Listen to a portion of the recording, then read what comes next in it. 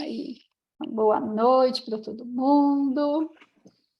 Estava dando uma olhada, né, na leitura de hoje, e pensei da gente fazer uma prática, enfim, uma prática, né, tradicional, assim, para a gente se acalmar, para a gente focar um pouquinho a nossa atenção na respiração e também para a gente trazer ah, talvez um pouco da nossa ancestralidade, assim, um pouco das nossas conexões, sabe? Porque esse capítulo ele vai falando de tribo, né? Ele vai falando dessas conexões todas, assim, onde a gente está inserido.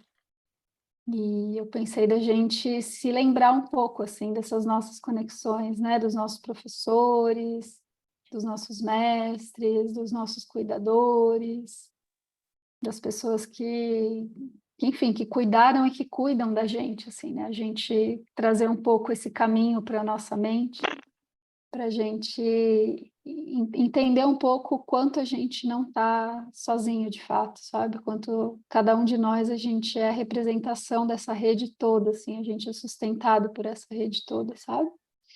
Tudo bem? Então, podem ir encontrando uma posição confortável. Eu vou mutar todo mundo, tá? Só para não ficar com barulhinho de fundo.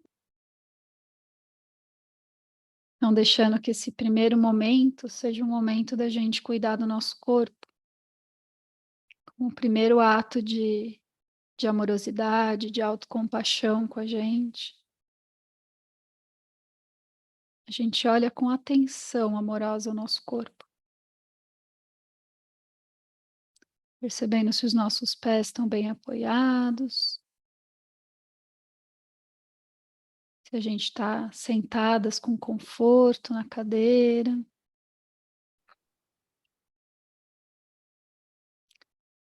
Se a nossa coluna está bem apoiada.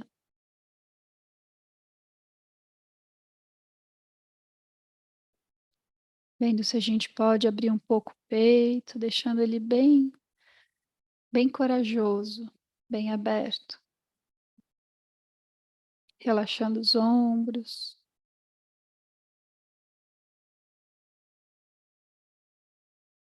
Talvez percebendo se tem algum ponto de tensão no nosso corpo, algum esforço que a gente esteja fazendo e que a gente pode soltar.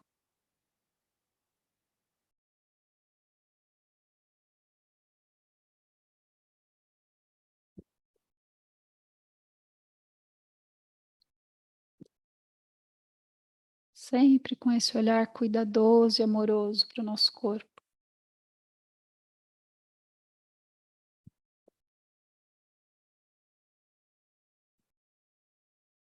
Que tensão e que esforço eu posso soltar agora?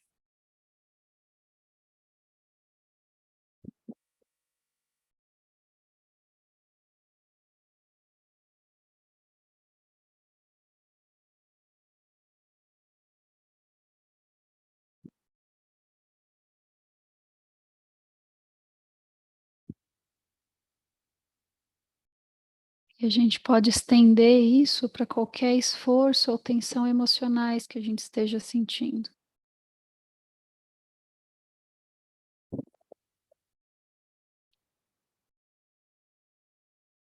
Preocupações, ruminações,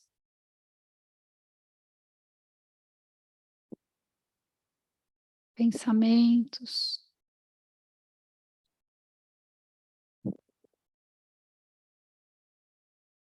mágoas, tristezas,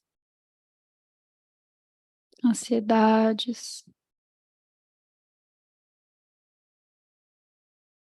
Veja se você pode soltar ou suavizar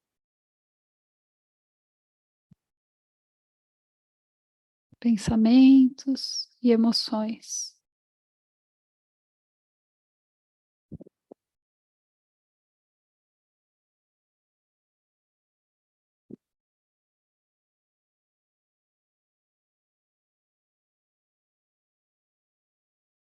Como se a gente estivesse entrando num lugar bem acolhedor, um lugar mágico, onde a gente não precisasse mais sustentar qualquer esforço desnecessário, não precisasse se proteger de nada, lutar contra nada. Só no espaço dessa prática a gente pode estar nesse lugar.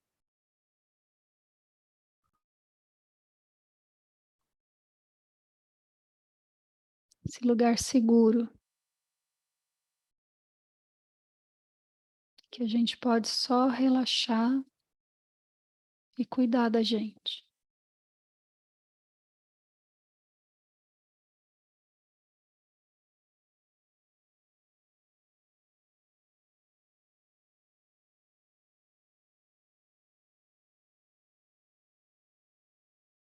O melhor que você puder, tente se conectar com essa sensação de segurança interna,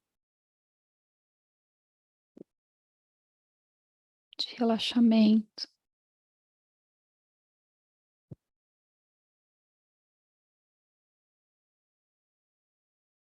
de desaceleração.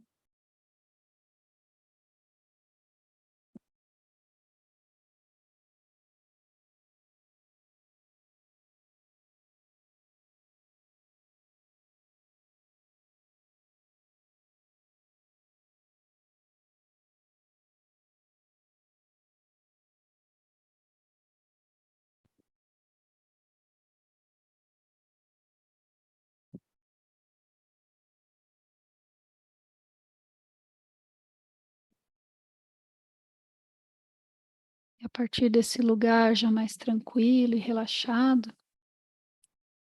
meu convite é que vocês tragam a mente de vocês como se fosse num círculo ao seu redor. As pessoas que cuidaram de vocês, familiares, professores, amigos, pessoas que dia após dia foram permitindo que você crescesse com segurança, saudáveis.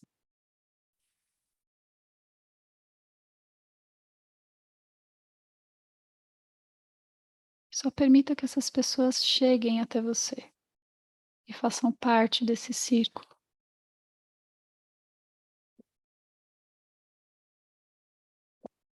reconhecendo a presença delas nesse espaço de cuidado que permitiu que você chegasse até aqui hoje.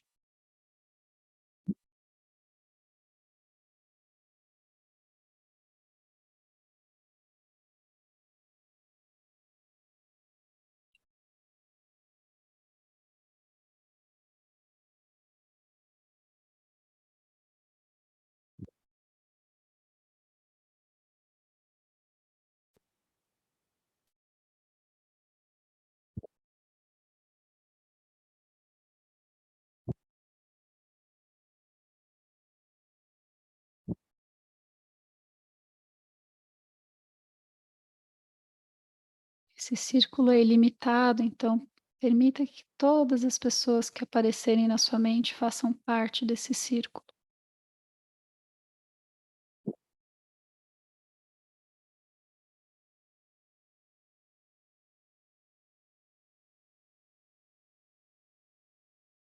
Todas e todos que cuidaram e apoiaram o seu caminho até aqui.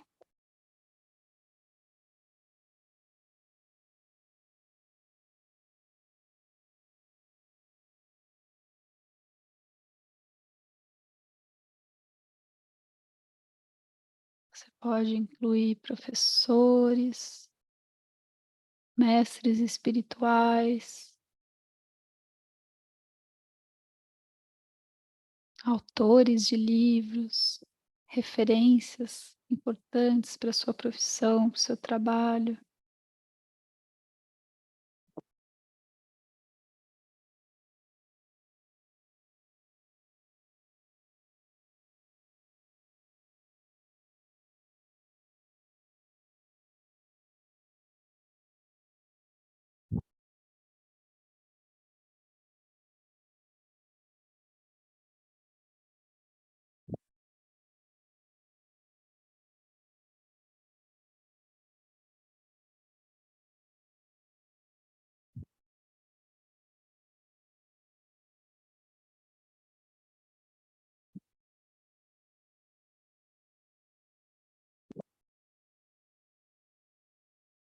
A gente pode até perceber como esse círculo ele se torna infinito à medida em que a gente inclui as pessoas que permitiram que os nossos alimentos chegassem até a nossa mesa,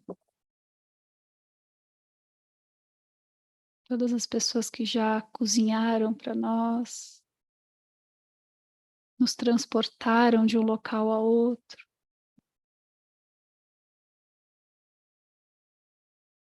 limparam os ambientes em que a gente esteve.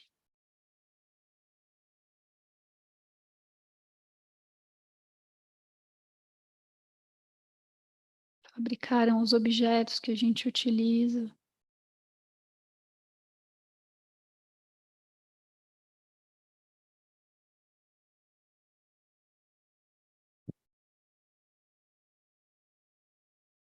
E permita-se, pelos instantes finais dessa meditação, sentir como é estar no centro desse círculo, rodeada de seres infinitos que se conectam até você, que se conectam com você. Como é para você essa sensação de reconhecer essa rede de sustentação sem limites, sem fronteiras?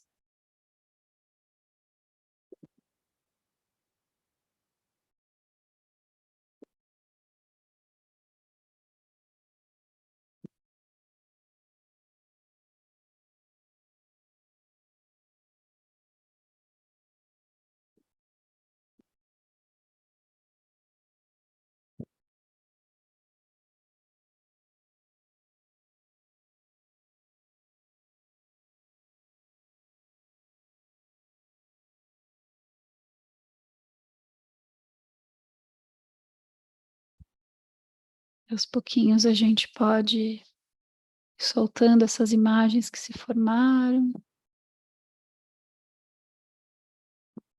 sentindo novamente o nosso corpo, os pés apoiados no chão, o corpo na cadeira.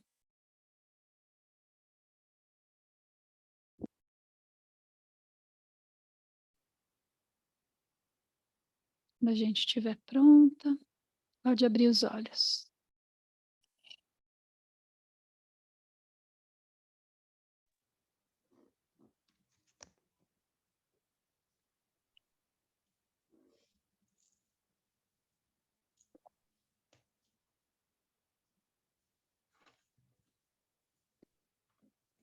Boa noite, Célia. Não tinha te visto ainda.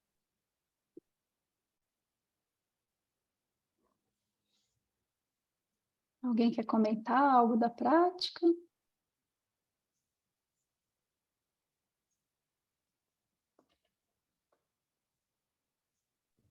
Eu achei muito lindo. Qual que é o nome dela? Você pegou? Ai, não. Eu me inspirei no texto, da cabeça. Mas eu já fiz uma prática parecida. Eu posso até tentar achar o script com o Lama Rod Owens, que é um lama americano negro, e que ele faz uma prática. É isso, né? Ele também está no meu círculo, assim, então necessariamente é inspirada por ele, né? E que ele vai trazendo isso em vários círculos concêntricos, né? Um pouco diferente do que eu fiz com vocês, mas trazendo pais, familiares, e aí expandindo, né? Até que a gente vai reconhecendo toda essa cadeia, assim, de proteção e de apoio, né? Mas eu vou tentar achar e eu passo para vocês. Essa prática dele é bem bonita. Eu gostaria, gostei muito da sua. Pode falar. Obrigada. Nossa, Fernanda, na hora que abriu o círculo para colocar todo mundo que cuida, meu Deus, falei, como a gente tem que ser grata. Era muitas pessoas, né? Na hora que começou a envolver todo mundo, você lembra de vizinhos, lembra de inspetor de aluno, nossa, de quem cuida, de quem limpa. Fantástico, fantástico. É infinito, né? É infinito. Eu senti aquela sensação do interser, sabe? e gratidão, assim, reconhecendo tudo. Me senti bem conectada.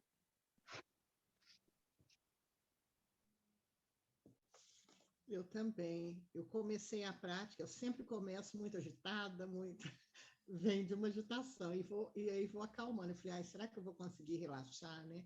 Mas quando você falou do círculo, aí foi tão gostoso porque eu sou uma pessoa muito grata a todas as pessoas que de alguma forma tiveram uma presença na minha vida, né? E fica para sempre.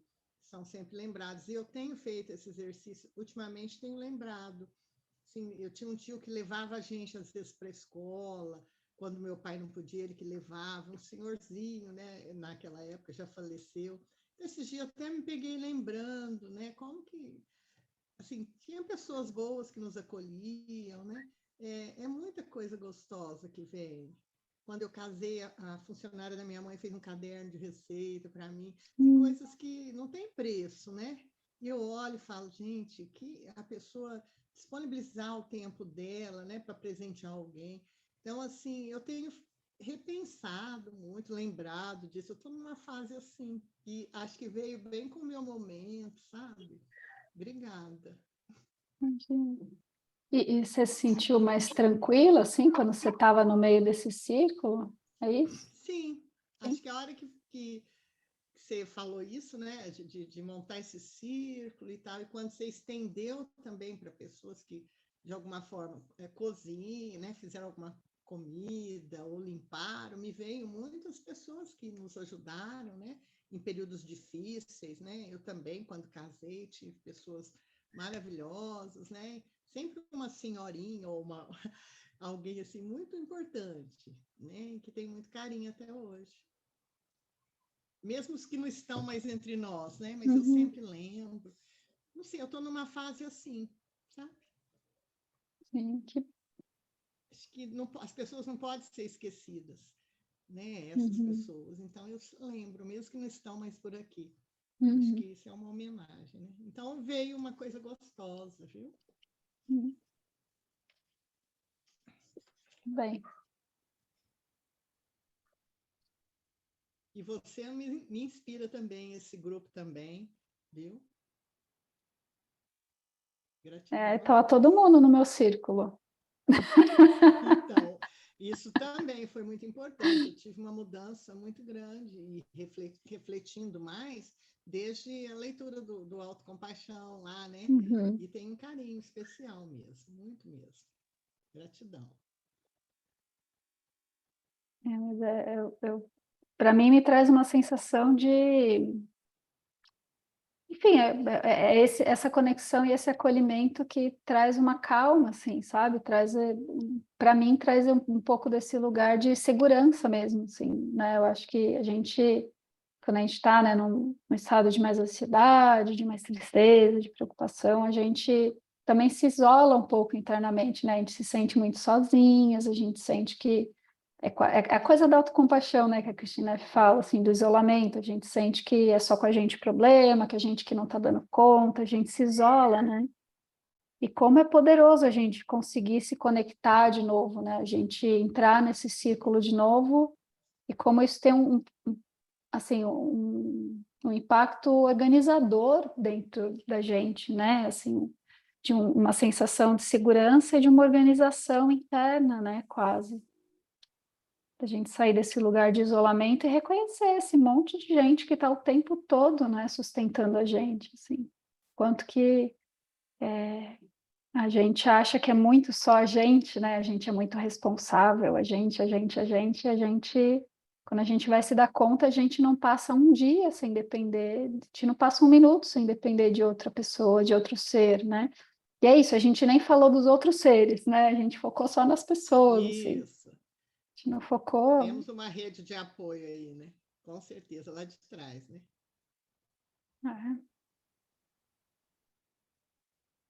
Tudo bem. Bom. Alguém quer falar mais alguma coisa? Partimos para a leitura.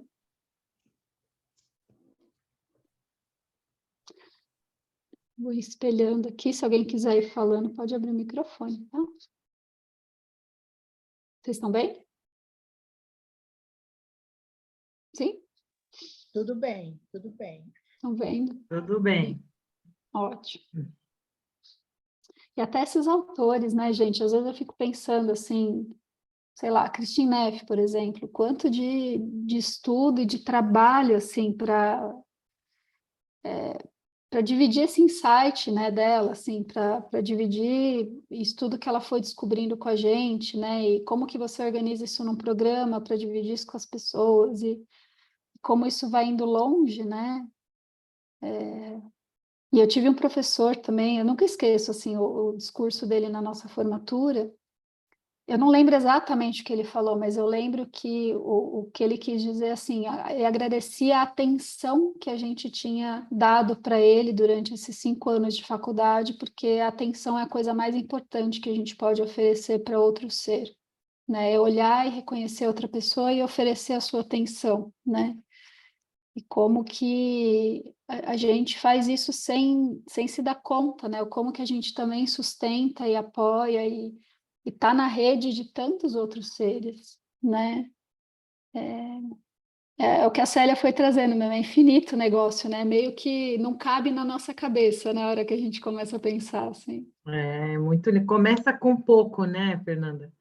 É, Depois vai, assim, a gente, quando começa a prática, você vai lembrando de alguns, aí depois vai ampliando, ampliando, ampliando, e quando você vê, assim, nossa, tem tanta gente, até como você falou, autores de livros, né, professores, nossa, é muito linda essa prática, muito boa mesmo. pessoas que cozinham, né? Assim, para mim a coisa da comida sempre foi muito importante, assim, de uma família que come muito e sempre tem muita comida, assim. É pensar que tem gente, sei lá, que dedica a sua vida a cozinhar para você, que você vai comer ali no lugar, e a pessoa, né, ela passa o dia ali cozinhando para fazer uma comida gostosa. Sabe? É muita dedicação, assim, de tempo e de energia, né? E é tempo e energia, que é uma coisa tão limitada que a gente tem, né, na nossa vida. É claro que a gente faz para receber o dinheiro, né, para a gente poder sustentar também financeiramente a nossa vida, mas é isso, é tempo e energia da pessoa ali fazendo algo para dividir, né? Enfim. É verdade. E o coração da gente começa a se encher de gratidão, né? Uhum, uhum. É aqui mesmo que vocês pararam? Sim, que eu não peguei o livro físico, eu vim direto no Kindle. Alguém quer ler?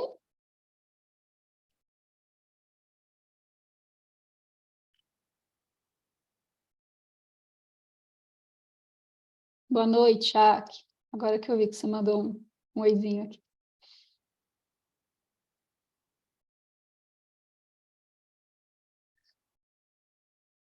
Ninguém quer ler?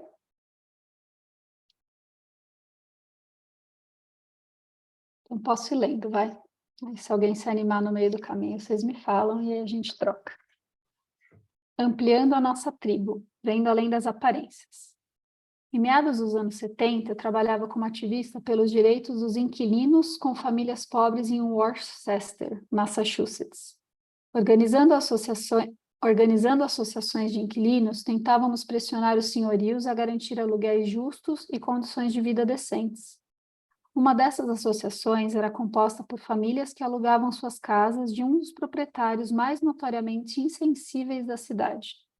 A líder da associação, Denise, era uma mulher eloquente e contundente, que se esforçava ao máximo para estimular o grupo a entrar em ação e lutar contra o aumento acentuado do aluguel que ninguém podia pagar. No decorrer dos muitos meses necessários para desenvolver a associação, eu me tornei amiga de Denise e sua família. Jantávamos juntos, eu brincava com os filhos dela e sabia de todas as suas dificuldades. O apartamento deles havia sido vandalizado várias vezes e não havia jeito de acabar com os ratos e baratas. O filho mais velho estava preso, outro era viciado em drogas. Seu atual marido estava desempregado e eles tinham dívidas. Alimentar e vestir os filhos mais novos e manter o aquecimento ligado eram desafios que ela enfrentava regularmente. Eu admirava a sua disposição para se dedicar ao papel de líder da associação quando ela já tinha tantos desafios em casa. 2 dias antes de começarmos uma greve de aluguel que estava sendo coordenada por Denise, encontrei um o bilhete dela embaixo da minha porta. Dizia que estava saindo da associação. Fiquei surpresa e decepcionada, mas tinha uma ideia do que teria acontecido. Senhorios com frequência cooptavam os líderes dos inquilinos como uma maneira de enfraquecer as associações. Como se constatou mais tarde, Denise foi comprada com oferta de uma nova fechadura dupla, uma pausa no pagamento do aluguel e o emprego de meio expediente para o filho.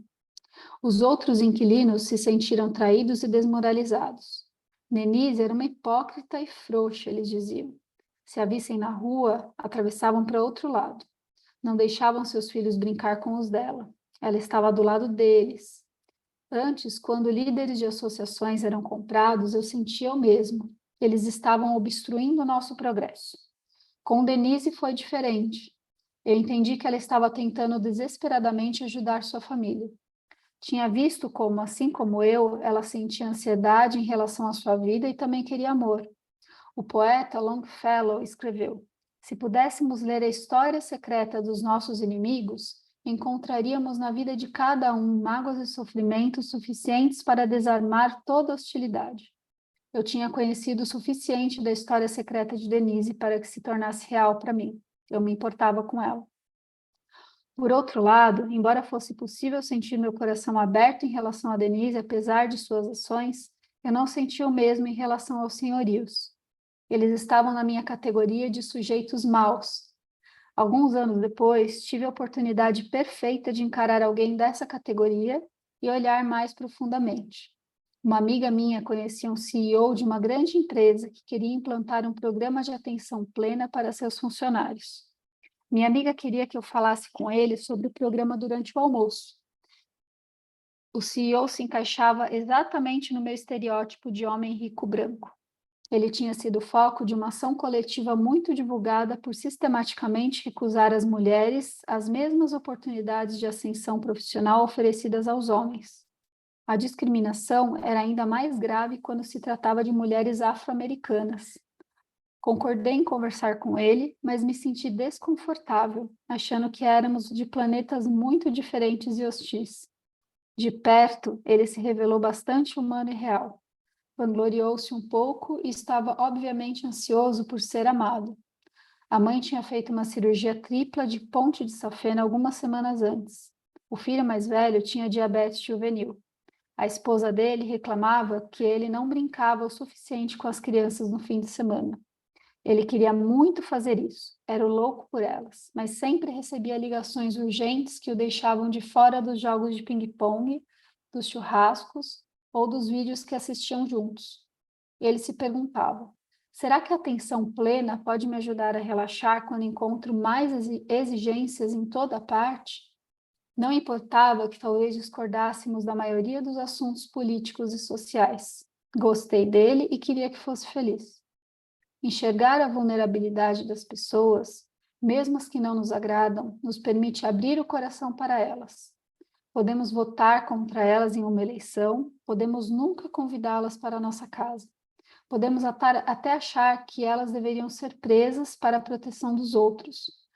Mesmo assim, nossos sentimentos habituais de atração e aversão não precisam dominar a nossa capacidade básica de ver que, assim como nós, essas pessoas sofrem e anseiam por ser felizes. Quando vemos quem realmente está na nossa frente, não queremos que essas pessoas sofram. Nosso círculo de compaixão naturalmente se amplia para incluí-las. Alguém quer comentar algo?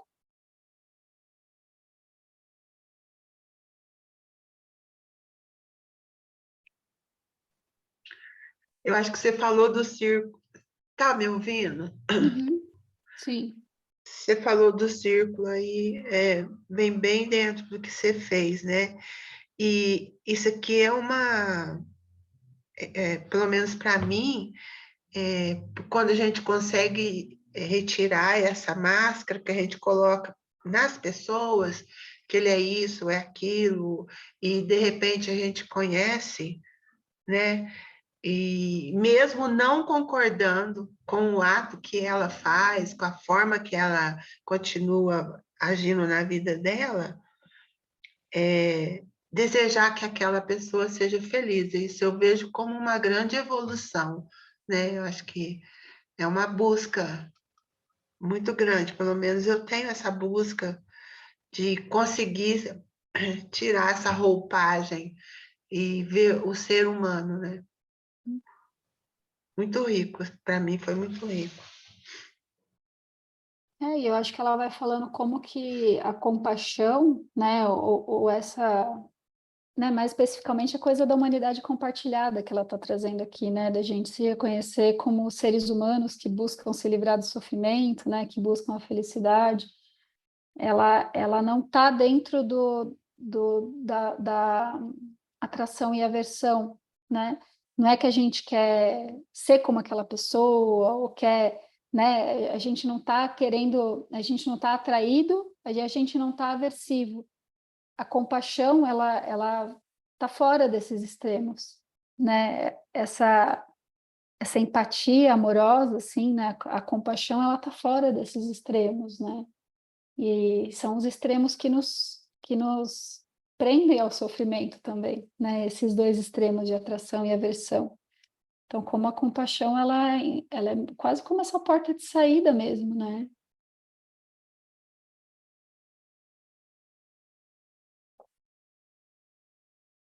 Que é diferente, né? Eu fiquei pensando um pouco nisso enquanto eu estava lendo, né? Que esse abrir-se amoroso, né, para outra pessoa, às vezes a gente pode confundir com atração, né? Porque a gente tem a gente tem uma ideia só de uma dicotomia de sentimentos bons e ruins, né? Então, uma atração, ela tem essa coisa desse prazer quase, eu acho, desse impulso que nos leva em direção a querer coisas, né? A buscar coisas, mas é um sentimento positivo que nos leva ao sofrimento, né? Porque é um sentimento positivo que por definição, a gente vai dar com a cara na porta e a coisa vai se desmanchar, porque a coisa roda o tempo todo, né? Então, a atração, por mais que pareça algo positivo, né, é algo que também nos leva ao sofrimento, né? Enquanto a compaixão é quase como esse caminho do meio mesmo, né? Que está fora desses dois extremos. Não sei se eu estou viajando muito, assim, se eu estou falando umas coisas muito filosóficas, assim. Como assim a atração nos leva ao sofrimento, Fernanda? Porque assim, quando a gente deposita a nossa confiança de que algo vai trazer felicidade, a gente se sente atraído por aquilo, né? No budismo a gente fala tomar refúgio, né? A gente toma refúgio, a gente acha que aquilo é a fonte da felicidade, né? E atrai e gruda naquilo, né? Só que por definição a coisa ela gira, aquilo não é a fonte da sua felicidade, entendeu? Então, a atração, por mais que ela pareça uma coisa positiva, uma coisa tipo, não, eu quero isso, né? É um engano, é uma ilusão, né? Então, por isso, assim, a atração, ela parece uma Entendi. coisa boa, né? Ela parece uma É coisa positiva. colocar tudo ali, né? Como Uhum. Quando a gente fala da atração, a gente fala de tá depositando Depositando tudo em que coisas aquilo vai te trazer o extremo, né? Vai te trazer a felicidade. felicidade se você conseguir aquilo, se você continuar isso, se você ficar ali, se você... É, Aham. Cria uma ideia, né? É, verdade. Cria uma ideia. é. E é isso, né?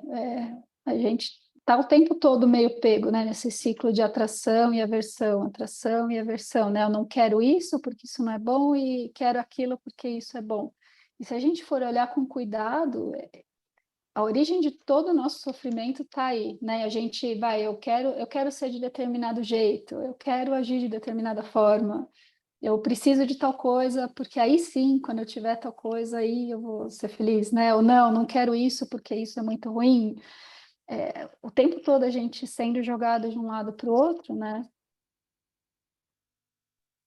Apego e aversão, né? Sem apego e aversão, o caminho é mais fácil, né? É, é. bem. Eu vou continuar, tá? Vivendo num mundo onde todos são reais. Uma das coisas mais notáveis que percebi sobre o Dalai Lama é como ele trata todo mundo igualmente. Enquanto uma foto no jornal mostra abraçando carinhosamente o político americano Jesse Helms, outra foto mostra abraçando um refugiado pobre do Tibete. Quando diz "minha religião é a gentileza", o Dalai Lama está expressando seu comprometimento a viver com um coração de compaixão incondicionalmente aberto e amoroso. É o desejo de ajudar que surge quando lembramos que estamos conectados com todos os seres vivos que encontramos.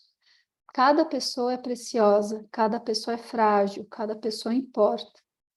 No funeral de um rabino amado, um jovem que tinha acabado de começar seus estudos com ele perguntou a um dos discípulos mais antigos: "O que mais importava para o nosso mestre?" O discípulo sorriu ao responder: "Quem estava com ele naquele momento." Assim, como o Dalai Lama, aquele rabino não reservava seu tempo e sua energia apenas para aqueles que tinham dinheiro e poder, para sua família ou os discípulos mais próximos. Ele dava sua atenção de corpo e alma a cada um que estivesse com ele e oferecia um coração desperto e cheio de compaixão. Mesmo se não afastamos os outros por raiva ou ódio, podemos facilmente ignorar as pessoas e, sem querer, recusar a elas a nossa gentileza. Isso pode ser mais impressionante em relação àqueles que as práticas de compaixão budista descrevem como pessoas neutras, que não despertam reações negativas nem positivas. Podem ser o carteiro, as crianças da carona solidária, a esposa de um amigo, um parente distante. Ao ensinar as práticas de compaixão, às vezes peço que os alunos escolham alguém que vem regularmente, mas com quem não tem envolvimento pessoal. Quando eles trazem essa pessoa à mente, eu os convido a refletir. Do que ele ou ela precisa? O que essa pessoa teme? Como é a vida para essa pessoa? Vicky me procurou depois de uma dessas meditações para me contar que uma coisa maravilhosa tinha acontecido desde que ela começara a se dedicar a essa prática. Quando via colegas no trabalho, vizinhos passeando com o cachorro, balconistas nas lojas, ela dizia mentalmente: "Você é real, você é real." Vicky descobriu que, em vez de serem cenários para sua vida, essas pessoas eram reais para ela. Notava um brilho de curiosidade em seus olhos, um sorriso generoso, um ranger de dentes de ansiedade, um cair de ombros desapontado e resignado. Se ficasse um pouco mais, podia sentir também a timidez dessas pessoas, suas vergonhas ou seus medos. Quanto mais reais elas são para mim, mais real, amigável e viva me sinto, disse Vicky. Sinto uma proximidade apenas por sermos todos humanos. Não importa quem elas sejam. Sinto que posso aceitá-las como parte do meu mundo. Quando paramos para prestar atenção e ver os outros como reais, descobrimos o vínculo oculto que existe entre todos os seres. Em seu poema Bondade, Naomi Shirabe Ni escreveu: "Antes de aprender a gravidade terna da bondade, você deve viajar para onde um índio em um poncho branco jaz morto ao lado da estrada. Tem que ver como poderia ser você, que ele também era alguém que viajava pela noite com panos e a simples respiração que o mantinha vivo. Estamos todos viajando pela noite com planos, inspirando e expirando essa vida misteriosa. A gravidade terna da bondade desperta naturalmente quando prestamos atenção nos outros." Alguém quer comentar algo?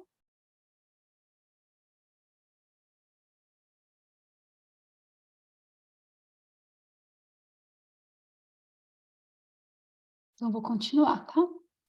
O que fazemos quando o nosso coração está fechado? Alguns anos atrás, eu me sentia irritada e explorada por um cliente num grupo de terapia que estava conduzindo. Tom ficava depois de cada reunião, fazendo perguntas que pareciam desnecessárias ou comentando detalhadamente a sessão daquela noite. Durante as sessões em grupo, era claro que ele estava provocando ressentimento nos outros também, Certa noite, quando um jovem revelou que os julgamentos constantes da esposa o levavam a ficar tenso e constrangido,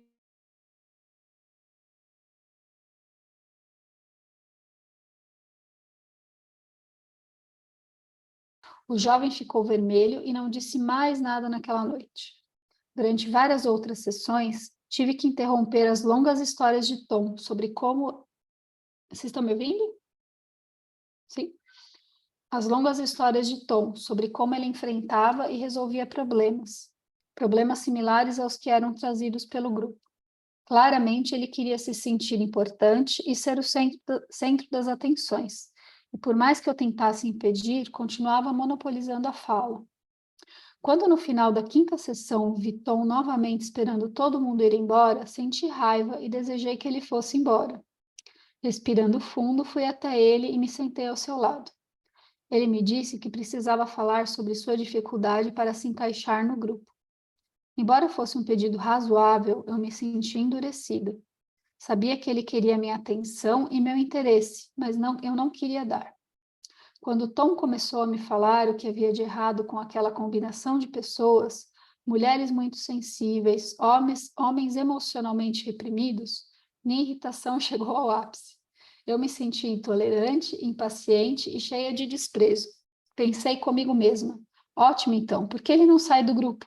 Isso resolveria o problema de todos. Como acabei descobrindo, nem sempre é fácil reagir com compaixão em relação às necessidades dos outros. Podemos nos sentir ressentidos, explorados, indignados, impotentes, culpados, com medo. No entanto, quando nosso coração se endurece na defensiva, isso não significa que estamos falhando como bodhisattvas. Apenas informa que precisamos ser amigáveis com o que está acontecendo dentro de nós para que a compaixão pelos outros possa surgir naturalmente. Enquanto Tom e eu conversávamos, parte da minha atenção se voltou para dentro e percebi que por trás da minha intolerância havia uma sensação de estar sendo violada. Ele estava tomando meu tempo, impedindo as outras pessoas de se sentirem seguras no grupo e falando com desprezo sobre elas. À medida que eu sentia o calor e a pressão crescentes da raiva no peito, comecei a me voltar para mim. Eu deveria ajudá-lo, não reagir contra ele. Ele é quem realmente está sofrendo. Porém, quando notei como estava agitada, percebi que eu também estava sofrendo. Gentilmente disse a mim mesma: está tudo bem, está tudo bem. Simplesmente reconhecer a dor me ajudou a relaxar e me lembrar de enviar uma mensagem para o meu coração. Eu me importo com esse sofrimento. Essa gentileza com minha raiva me permitiu me abrir e prestar atenção no que Tom estava sentindo. Agora, quando eu ouvia, me perguntava mentalmente: de que você realmente precisa? Era como se eu pudesse ouvir seu coração falando. Senti que ele queria minha companhia desesperadamente. Queria que eu o notasse e me importasse com ele. Temia que eu o interpretasse mal e não valorizasse como uma pessoa prestativa, com muito a oferecer. Meus sentimentos de irritação e superioridade começaram a abrandar. Eu vinha usando os papéis de cliente e terapeuta para me distanciar de Tom. E agora estávamos ali juntos, ambos seres humanos vulneráveis e sofredores. Quanto mais eu via Tom como uma pessoa real, magoada e sensível, mais carinho sentia por ele e pela sua dor. Toquei o braço de Tom, ambos falávamos e ouvíamos. Acabamos rindo juntos quando ele brincou que nossa sessão o estava impedindo de assistir ao seriado Frasier e que vinha concorrendo com sua fidelidade. Eu não tinha mais o pé atrás, estava envolvida e atenciosa. Quando dei a Tom um feedback sobre o papel dele no grupo, ele me ouviu sem ficar na defensiva. Contei a ele sobre a pergunta do padre Theophany, de que eles realmente precisam, e Tom ficou ansioso por se deixar guiar por ela. Quando terminamos a conversa, ele não estava mais roubando meu tempo, tentando provar seu valor ou obter algo mais de mim. Deixou a sala com um passo leve, como quem se sentisse revigorado. Também tive a sensação de leveza. Havia renunciado à minha superioridade raivosa e voltei para casa me sentindo conectada e carinhosa. Ao que se revelou, Tom levou a sério a prática de perguntar de que eles realmente precisam. Em uma sessão do grupo, ele até disse ao jovem que lamentava tê-lo ofendido. De alguma maneira, você me lembra meu filho. Queria que você me visse como um pai sábio, mas cometi com você o mesmo erro que cometi com meu filho. Esqueci de descobrir de que você realmente precisa. Tom engoliu em seco. Eu só queria ajudar e não sabia como. O jovem ficou visivelmente comovido. Depois de hesitar, ele respondeu com palavras lentas, mas seguras. O que tenho precisado por parte da minha esposa e de todos é sentir que eu importo. E você fez com que eu me sentisse assim. No fim, a pessoa que eu tinha rotulado como o outro mais indesejado teve um papel fundamental para que todos no grupo se abrissem. Embora sua falta de sensibilidade inicial tenha feito feito de Tom um alvo de críticas, depois que ele se abriu, os outros puderam admitir que a mágoa, o medo ou a raiva que expressaram tinha pouco ou nada a ver com Tom. A intimidade que floresceu no nosso grupo teve como base a disposição de cada participante a estar presente com a sua própria dor, e por causa disso, abrir-se para a dor dos outros. Suavizar nossos corações juntos ampliou nosso círculo de compaixão. Éramos reais e importantes um para os outros. Comentários?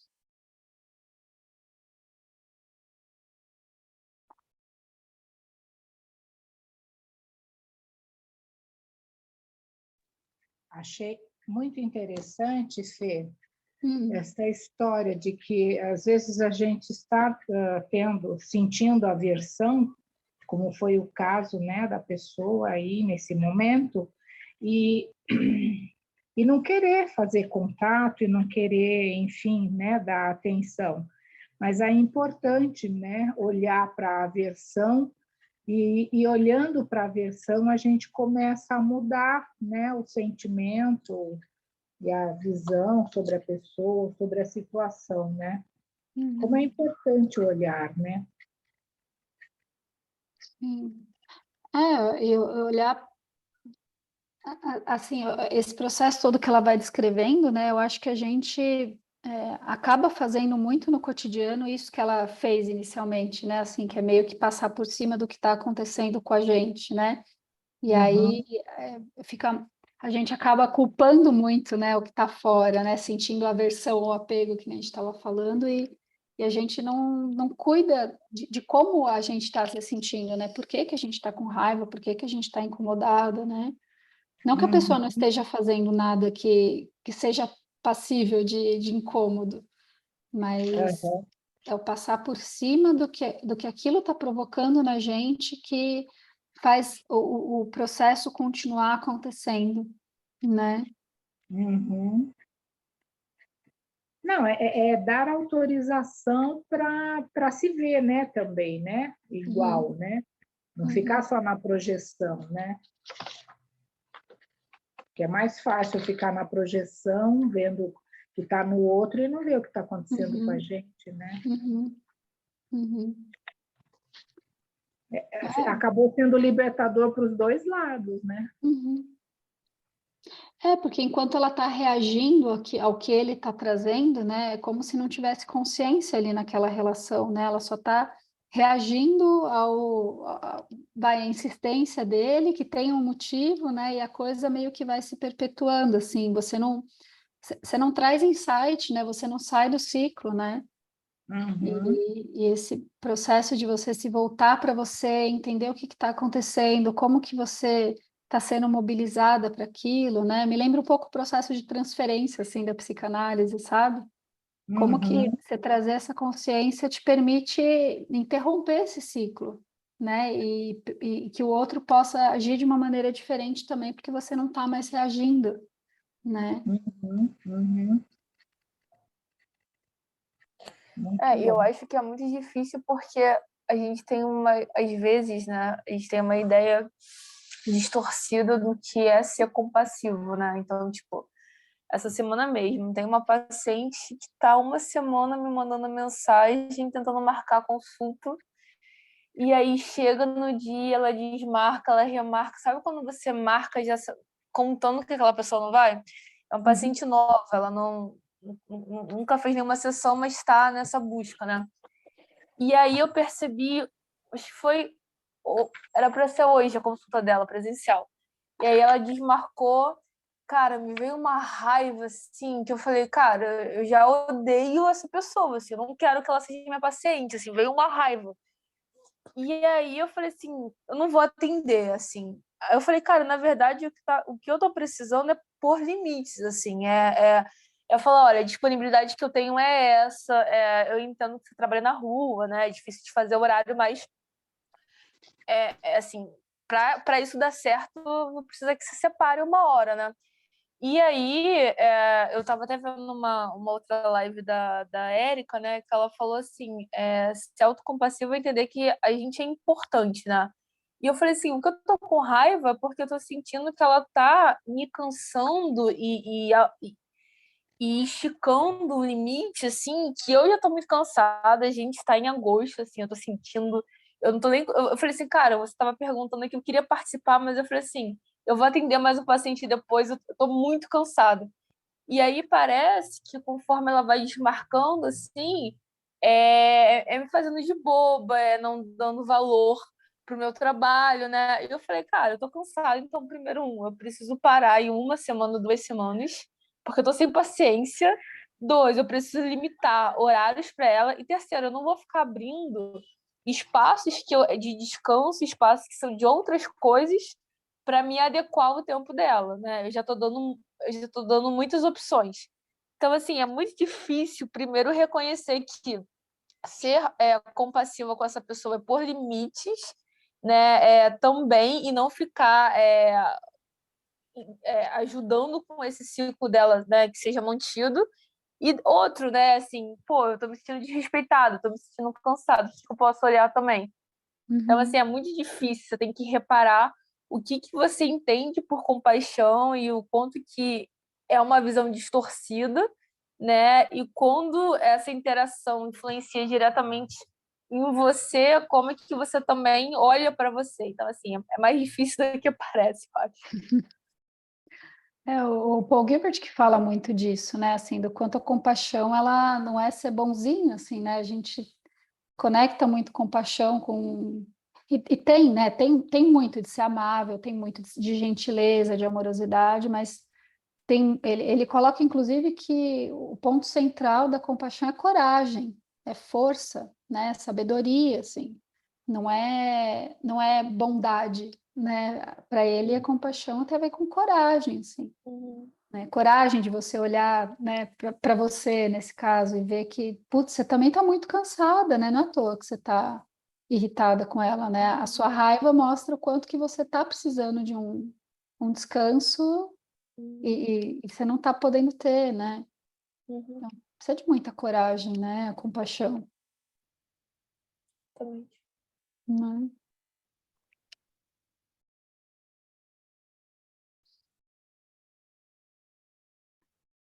Aqui tem uma parte que, ali em cima, na página 228, que fala sobre isso, né?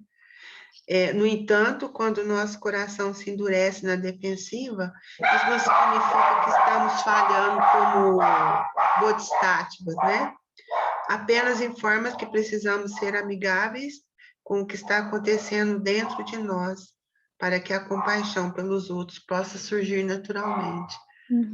Então, eu vejo que esse também é um aprendizado muito grande, que antes de eu ser compassivo com o outro, eu tenho que ser comigo, né?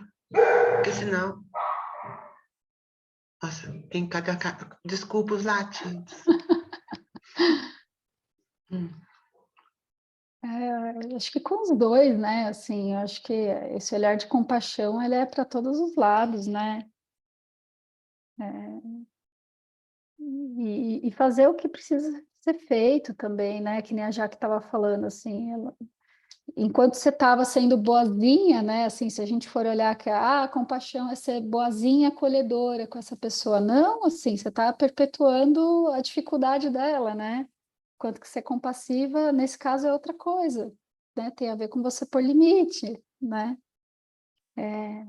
Mas assim, para mim, fica muito claro que a gente tem mais chance de acertar se a gente lembrar que esse olhar compassivo é um olhar que tem a ver com esse olhar de sabedoria de que todos estamos aqui querendo ser felizes, querendo se livrar do sofrimento, né? Porque se a gente se conecta, não, compaixão é ser bonzinho, a gente se perde, né? Não, compaixão é só ser amoroso, a gente se perde, né? Porque quando você se conecta com essa ideia, né, de que a compaixão ela tem a ver com você reconhecer em todos os outros esse desejo de ser amado, esse desejo de ser feliz, esse desejo de se livrar do sofrimento, né? A paciente da Jaque, por exemplo, ela queria se livrar do sofrimento dela, ela estava procurando ajuda, né? Então, você quer se livrar do sofrimento? Eu vou te ajudar. Olha aqui, é esse horário que eu tenho, né? Não adianta você ficar tentando patinar em volta, porque para eu te ajudar, a gente precisa então que você se comprometa com essa ajuda, né? E às vezes pedindo um limite até, né? Porque é isso. Nós seria olhar isso até, né? Quanto que ela está pedindo, estou pedindo limite, né? Porque eu ela até entendo. Ela quer ajuda, né? Ela está sofrendo com aquilo, né? Então. Eu sinto isso, viu, já que a mesma coisa, de vez em quando acontece isso, mas eu fico muito brava também. Mas aí eu respiro e vou avaliar e ver o que é meu, né? E vamos colocando limite, né? Porque nos procuram porque precisam de alguma forma, né? Já mostra como a pessoa está, né? Mas sabe o que me veio agora? Não sei se eu te cortei, Fernanda. Não, imagina. E me veio agora assim o quanto que a gente precisa desacelerar, sabe, para conseguir encontrar esse lugar, assim, ter essa visão e poder perceber o que está acontecendo com a gente. Porque na rapidez, assim, na velocidade fica muito difícil, né? Como precisa, assim, eu não, vocês que, né, são psicólogas também, assim, quando, não sei se vocês compartilham a mesma experiência, mas quando eu estou muito ansiosa, assim, ou eu estou muito acelerada, ou eu estou preocupada, assim, como é difícil, assim, como é muito mais difícil, como as sessões não são tão produtivas, sabe? Como a gente precisa cuidar desse lugar de desaceleração, desse lugar de, né? A gente precisa cuidar da gente, assim, para a gente conseguir se conectar e cuidar do outro, assim, né? Às vezes eu tento fazer um pouco isso, assim, né? Tem tanta coisa para estudar, e aí eu também quero meditar e quero praticar. Entre um e outro, eu prefiro praticar, porque eu sinto que me ajuda mais do que colocar mais conteúdo, sabe? Porque me leva um pouco para esse lugar de mais desaceleração, e aí eu vejo com mais clareza e aí posso ajudar melhor, né? Eu percebo que quanto mais pacientes eu tenho, mais agitado eu fico, parece, né? E aí eu percebo e vou refletindo, parando e respirando, e aí mais cuidado eu tenho que ter. Eu percebo isso, né? É um sinal para mim, entendeu? Mas se a gente não desacelera, esse lugar de compaixão não é um lugar de aceleração, né? Não é um lugar rápido. Não é um lugar rápido. Muito bem, meninas. Muito bem. 7:03. Falando em desaceleração, eu vou tirar umas férias. A Aline vai conduzir o estudo nas próximas 2 semanas. Eu tô que nem você, viu, Jaque? Eu tô precisando dar uma paradinha. Aí, vai lá. Tchau, Jaque. Um beijo. E aí, então, vocês ficam com a Aline as próximas 2 semanas. Eu retorno no dia 5 de setembro. Tá bom? Eu também não vou participar semana que vem, vou tirar uns 3 dias, 4 aí para mim. Ai, que gostoso, que bom. E aí, eu também vou embora, hein? Quarta-feira. Quarta-feira agora. Vovó do ano. Quinta-feira, a vovó vai estar lá com a Fê e com o Biel. Que delícia. Manda foto. Que legal. E Fê, como foi seu aniversário? Foi ótimo. Estava falando para as meninas no começo que foi muito bom assim poder comemorar, né? Depois de 2 anos aí pandêmicos, sem poder, né, abraçar ninguém, sem poder comemorar, sair para ver as pessoas, assim, foi bem bom. Foi bem especial, assim. Muito bom. Muito bom, gente. Então, ótima semana para vocês, ótimas viagens. Boas férias para você. Obrigada. Boas férias. Obrigada. Boa Beijo. viagem, Tchau, Iguara. Obrigada. Tchau. Tchau. Tchau. Tchau. Tchau.